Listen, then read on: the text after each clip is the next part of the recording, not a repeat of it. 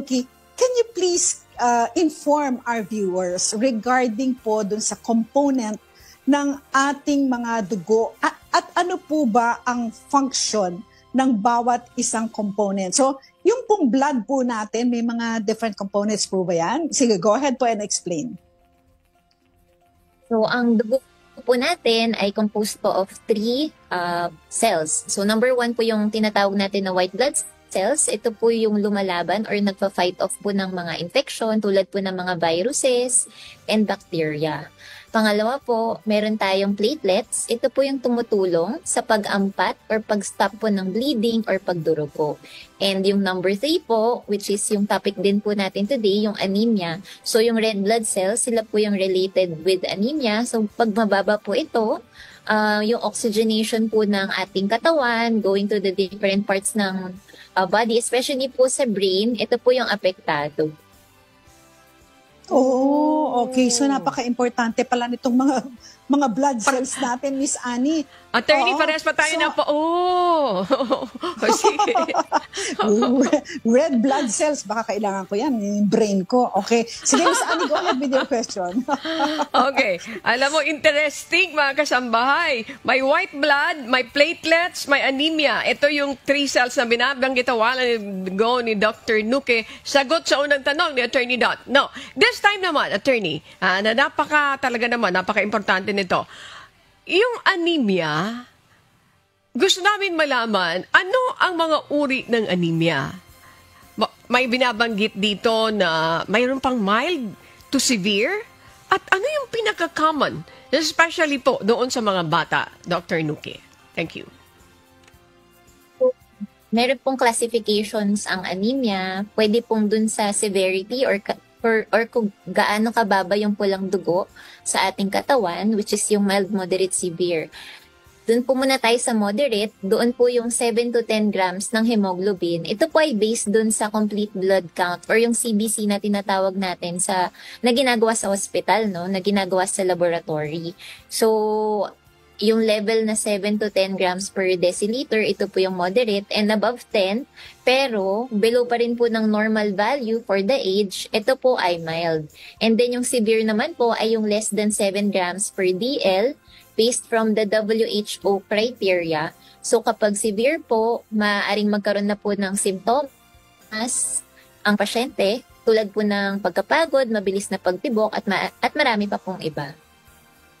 Naku, dito narinig ko na ito, Attorney Dota. Severe siya kasi less 7 grams, hindi ko na alam yung karugtong, severe siya.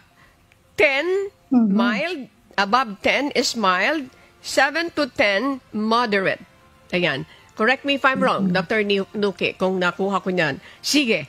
Mayroon mga epekto na binanggit siya, Attorney Dot. So ipagpapatuloy natin ang discussion, ibabalik ko sa inyo si Dr. Nuque. Go ahead, Attorney, please. Okay. Okay, thank you, Miss Annie. Ito, napaka-importante na malaman ito ng mga tao. No? Because we already said na pwede yan maging severe and most probably magkakaroon pa ng ibang mga sakit yan kapag meron kang anemia. So, Dr. Nuque, it's very important for our viewers to know bakit nga po ba nagkakaroon ng anemia ang isang tao? Ano-ano po yung mga risk factors if one has anemia? But doon na tayo sa bakit nga ba? Why will a person have anemia? Go ahead po. So, number 1, pwede pong genetics or namamana. So, meron tayong mga kababayan na merong mga sakit na hemoglobinopathy or thalassemia na nadedetect po sa newborn screening. So, sila po, inborn na po yung problema sa red blood cells at sila po ay may anemia na po since birth. And then also, yung mga normal individuals naman po, pwede rin silang mag-develop ng anemia. Ito po ay secondary to nutritional causes, which is yung most common po is yung iron deficiency anemia. And then also yung third po, yung mga taong nagkakaroon po ng mga acute blood loss, tulad po ng mga surgery, nagkaroon po ng trauma, or yung mga nanganak po. So yun po yung mga maaaring cause ng anemia. Okay. Before I give you back to Miss Annie, since you mentioned po na, well, one of the main or principal causes is natural causes, yung lack of iron. So do you recommend po, Doc, na tayo ay magkaroon ng iron vitamins every day? And as regards the diet naman po, ano po yung mga pwede nating kainin na magiging malakas tayo at walang anemia? Go ahead po. So, based po dun sa WHO, no, yung pag-identify po ng anemia, number 1 is kapag at least 1 year of age or may risk factor po yung tao tulad ng poor nutrition, pwede po tayo mag-screen like CBC. Based naman po dun sa binanggit niya po na iron supplementation, no, or yung everyday po, hindi po ito dapat tumatagal ng more than 3 months kapag tayo ay nagtitake ng iron. So, importante tulad po ng sinabi ko is identification muna. Kung yung pasyente po ay at risk for iron deficiency, number 1 pong cause is yung nutritional or yung pagkain po ng isang bata. Maaaring picky eater po pala siya. So, during po ng mga follow-up visits po with the pediatrician, as early as from that point, dapat po magkaroon na po ng early intervention, lalo na po dun sa mga batang growing. So we can give them po like around 6 to 12 months of age, supplementation of iron for around 3 months. Oh, yun pala yun. Okay. Ayun. Si Doktora is more of, kayo po ay pediatrician, tama po ba? Pediatrician. Yes. You are. Yes, okay. So, Doktora, napakaganda ng topic kasi marami rin po tayong mga nanay, young mothers na maliliit pa yung mga babies po nila, and this will be very, very helpful to them, no? Sabi nga po ninyo, titingnan muna kung merong iron deficiency, and then that's the time na bibigyan sila ng whatever na kailangan po, no? Kasi syempre, Miss Annie, di ba? Baby pa lang, pag 6 months pa lang to bata pa yan eh. You have to be very, very careful with what you give them. So, Doktora, ano po ba yung symptoms ng anemia? How would you know if a person, especially a child, has anemia po?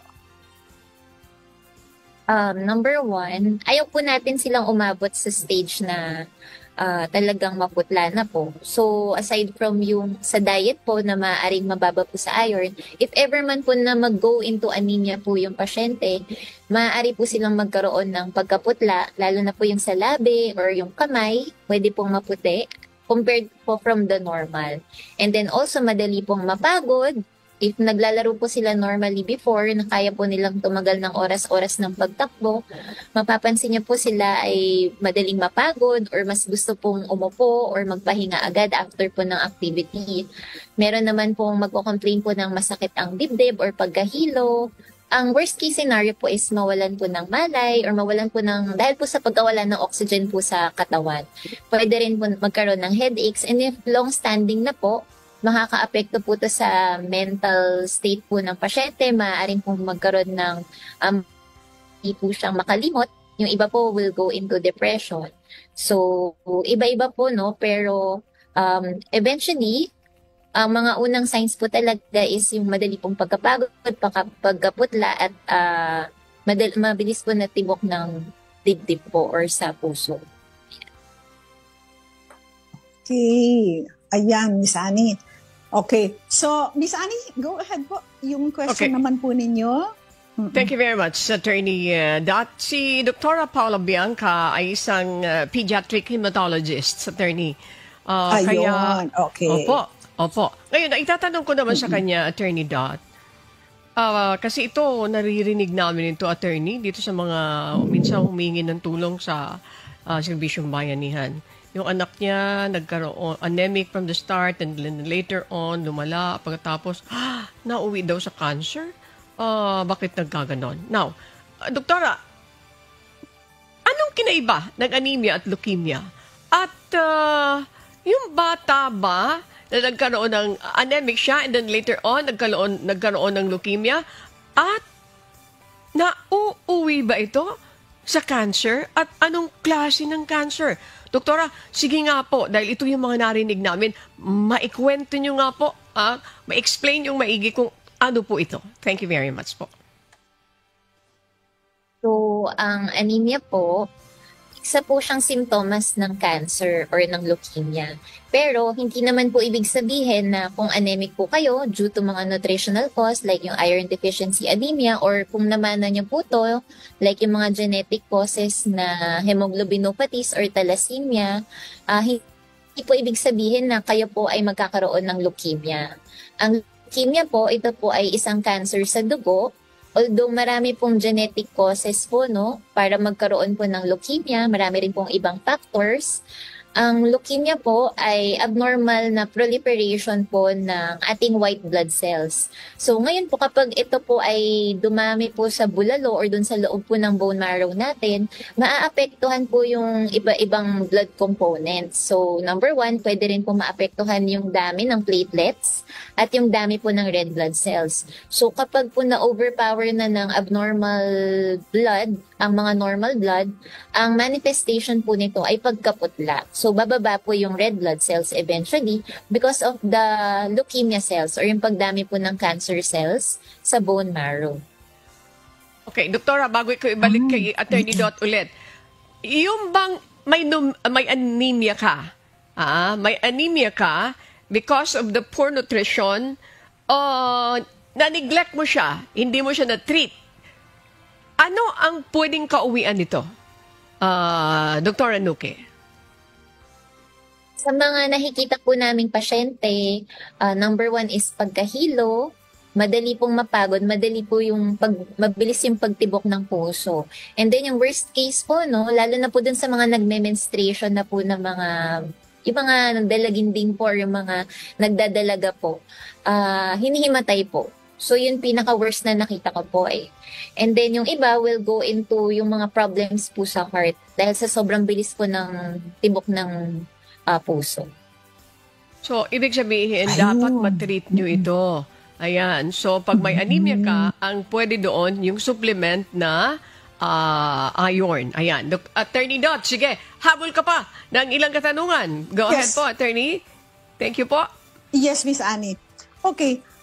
Doktora, sabi po ninyo, mga symptoms, yung namumutla, pagkatapos nahihilo, madaling mapagod, minsan hinihimatay, minsan may heart problems. I think, Miss Annie, pag ako yung magulang, no, tapos yung anak ko, merong ganyan na mga symptom, talagang I will go immediately to a doctor like Dr. Nuque. So Dr. Nuque, if a parent brings to you a child with these symptoms, no, any of these symptoms that you enumerated, ano po ang gagawin po ninyo sa kanya?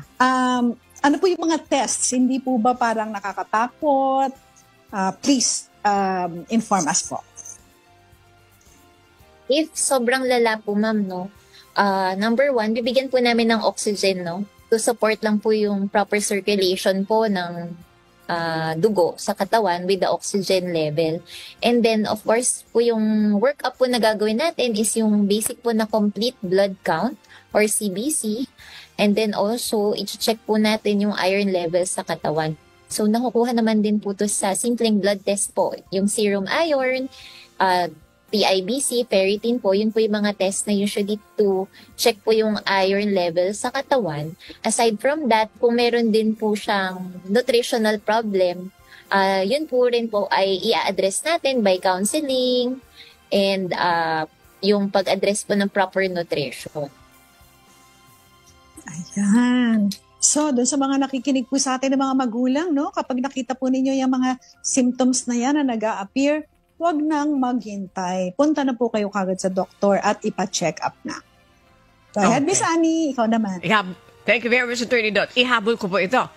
Paano maaaring maiwasan ang anemia at sa mga bata, ganun din sa mga nakatatanda? Ano ang iba pang mga paalala nyo ukol sa anemia? Kanina may binanggit ko, Attorney Dot. Yung nanay ko, laging sinasabi sa amin, kumain ng dahon ng kamote pagkatapos yung ampalaya. Tama po ba yun? Nakakatulong po ba yun? Anong implikasyon yun kapag kain ka ng kain? Sa loob ng isang linggo, 3 times ka kumakain ng mga ganyan. Nakakatulong po ba yun, Dr. Paula? Go ahead po. Dagdag na katanungan ko po yun. Thank you po. So, maganda po yung intro natin kanina. may identification ng nasa risk group. Yung mga children po, more than 40% po based from the WHO. And then yung mga pregnant women, 37%. Sila po yung mga may risk po for anemia.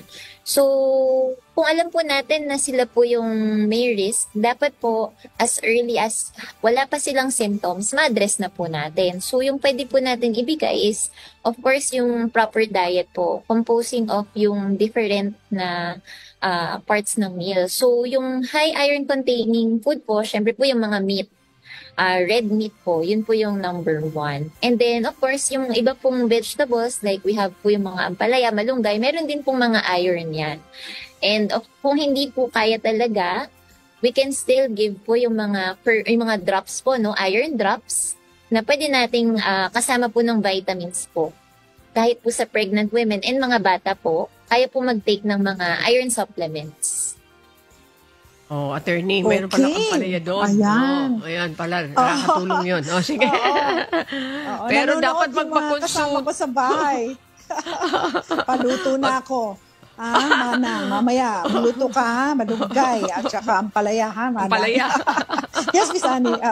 What were you saying, dapat, Miss Annie? Attorney, dapat maging maalam yung mga nanay nito, no po?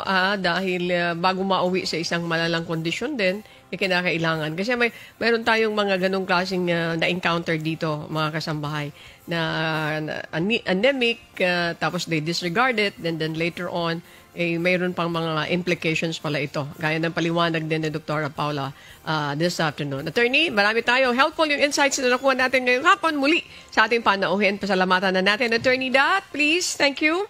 Yes, Miss Annie. Oo, marami pa akong gustong itanong pero saka na lang. Okay? Hindi, siguro, Miss Annie, isa lang. Napaka-importante kasi nito Doktora, sabi po ninyo, pwede pong mauwi ang anemia sa leukemia. Tama po ba? How would a person know if hindi na anemia but it's already leukemia? Ano po yung difference? Go ahead po. So, ang anemia po, pwede po siyang manifestation ng pasyenteng may leukemia.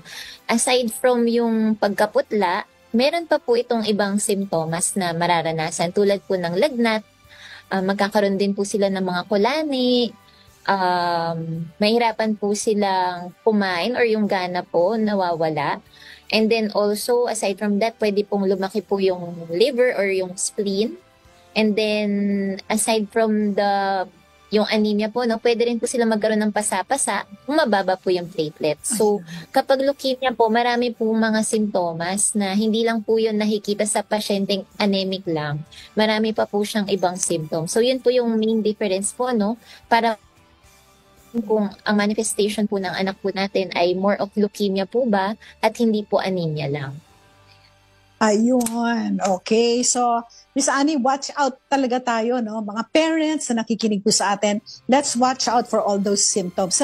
Nakita ko kasi, hematologist Yung sinabi ni doktora na pasa-pasa, parang related yan, di ba, Miss Annie? Sa hematologist. So, medyo naliwanagan na po ako. So, Doktora, thank you very, very much for your time and we hope to have you back very, very soon and good luck po sa inyong mga inaalagaan. Alam mo, Miss Annie, parang masakit din sa isang doktor na makita, na ang bata, hindi lang anemia, may leukemia na. So, thank you again for what you are doing for all the children that you are taking care of.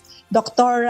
Paula Bianca Inuki, she is a pediatric hematologist from the Valenzuela Medical Center or VMC. Maraming salamat po. If you liked or learned from this video, please click subscribe.